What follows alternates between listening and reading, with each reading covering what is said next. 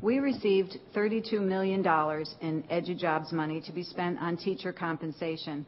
The Department of Education rules are explicit. EDUJOB's money can't be put in reserve, and it can't be used to pay off debts to the state. Yet we were told in a presentation that this money would be put in a rainy day fund. So let's recap. Teacher salaries were already factored into your budget prior to receiving these funds, which was posted online. EDUJOBs wasn't allocated until last month. In February, Dr. Johnson told the press he would like to give teachers raises, but the economy didn't permit that. I respect that. He further said, "I'll open up the books, and if you can find money in there, let me know." Well, the money's in there now. Most importantly, if it is not used for teacher compensation, it vanishes. Here's a 23-page report from the state and the government that says the state will monitor this and that money vanishes.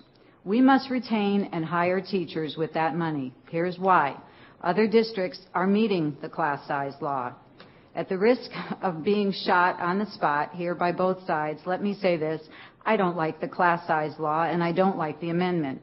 They're inflexible, and they need to be rewritten. However, the prudent action to take was to plan for the inevitable. Other districts were just as underfunded by the state of Florida as we were. Yet Dade, Broward, Brevard, and others are meeting the law. They're using EDUJOB's money to comply. Other counties will aggressively recruit teachers to fulfill their needs. We will lose quality teachers because we're not spending the EDUJOB's money to hire or retain them. In the process, this county also loses consumers and taxpayers. Rather than plan for the inevitable, what happened here? Dr. Johnson maneuvered to intimidate stakeholders by stating that he alone will shuffle kids around. He dominated the airwaves with that message. This tactic backfired because of the rising tide of mistrust, one in which we're now drowning. This board granted boundary czar status without full disclosure. There was no discussion connecting this to class size compliance. The decision was fast, and the public is furious. We'll be in a constant state of litigation if one person unilaterally makes these decisions. We elected 7 people to make those decisions. Please revisit that vote, and please don't let us lose $32 million.